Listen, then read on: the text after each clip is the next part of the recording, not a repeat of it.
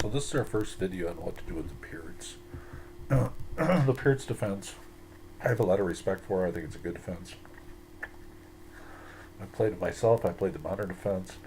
The Pircs, the strongest line against the Pircs is thought to be the Austrian attack, and that's what I played. It's what Spassky played against Fischer in their original match. Lots of people play the Austrian. I like to play the Austrian. I like to get e5 in and then e6 whenever possible. Even when implausible, I love e6.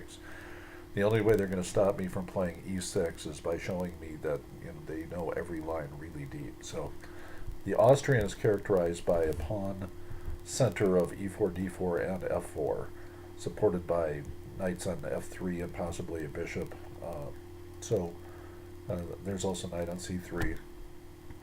Following e5, chasing the f6 knight, we play e6 whenever we can, unless he can take with the bishop. If he has to take with his f-pawn, that's the key.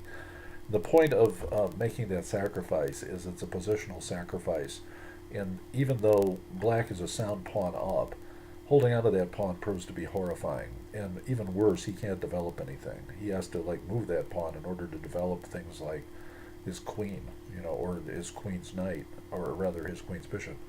And so the final part of that equation is, since you've weakened his fianchettoed kingside position by removing his f-pawn from the protection of the g-pawn, you want to push the h-pawn and open him up.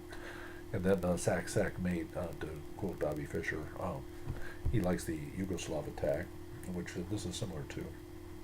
He used to talk about opening the dragon of the Sicilian up that way, so he practically had it down to a science. So without further ado, we're going to show you an example of this. Okay, so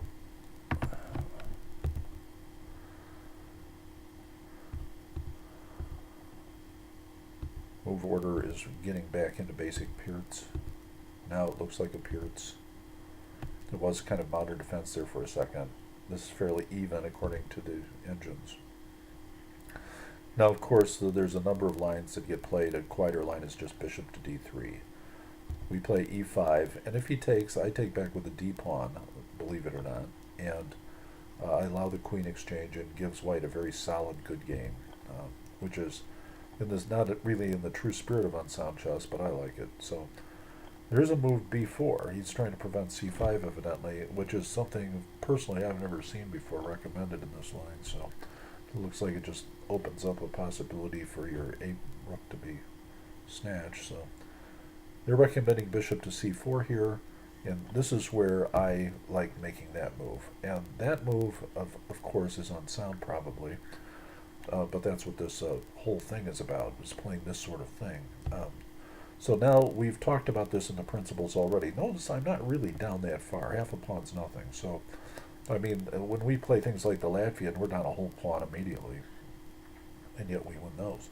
So now we follow up with h4, which is, once again, ultra aggressive and probably leading to a problem again. However, it's coming back toward our direction as far as the computer's concerned if black plays knight to f6, which in this particular case, black does not do.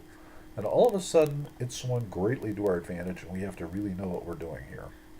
You notice the pawn in e6 was glomming his position up so bad that he couldn't really move anywhere or develop anything without doing something about freeing up that space. So now he gets checked, which I've found the right move, gratefully. The computer says he's got to give back the pawn here by playing e6, and he moves in the corner. Now, by far the sharpest line is h5 here. And there have been times I played h5, and I forget what I did in this game, so we'll have to see. Yeah, I played the knight up. h5 is a little sharper. I played the knight there. It is tempting, and if he responds knight to b6, I lose a lot of my advantage. However, it does work. I mean, I do get a fork in, so it just shows that black is regaining an advantage. h5 probably should have been played, so I'm not perfect. So now it's recommending knight to f6 again, or knight to b6. So that's interesting. Stockfish wants knight to f6, and knight to b6, and now it's saying white's got the advantage again after knight to b6. So we have an engine disagreement. So I checked. This engine wants me to play bishop to b3 as being a little stronger. He takes, I take, now he should be taking one of these pawns. Actually, if you back up, the engine says, now the engine says he takes f4 or queen to f8. Okay. I expected queen to f8 in the game, I think. I move knight to e4.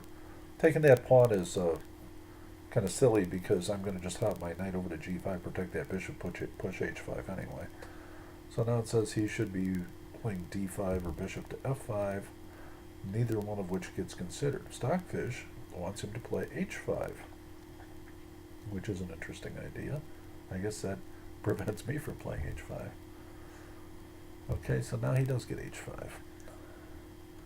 Now this engine says he's lost, basically, and he's got to play g5.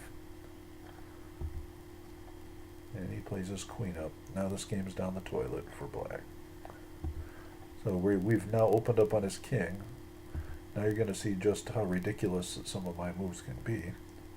I do move f5 here, which is the computer's #1 move. The idea, of course, is to open up your c1 bishop on the pawn on h6. And it appears to have found a mate. Now it says that black should play bishop to e6. Instead, he takes the pawn, which of course results in mate. However, not the mate that I played.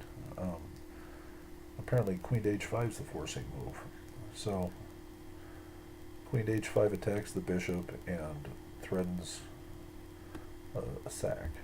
So, I just take, and instead of him taking back, I go after his queen. Okay. Bishop to h6, rook takes check, king up, rook checks. Now you're going to see a disgusting move by me. I have bishop to h6 mate, which I don't play. I go for the mate in 2. Sometimes that's all you can see. Sometimes you see mates in 2, sometimes you don't. That's the mate in 2. So that was the end of the game. I missed a mate in 1. That really sucked. However, I showed you how the attack works, and it's practically irresistible once that king side gets weakened and the g pawn is undermined. So, sorry about my misfortune with the one move there.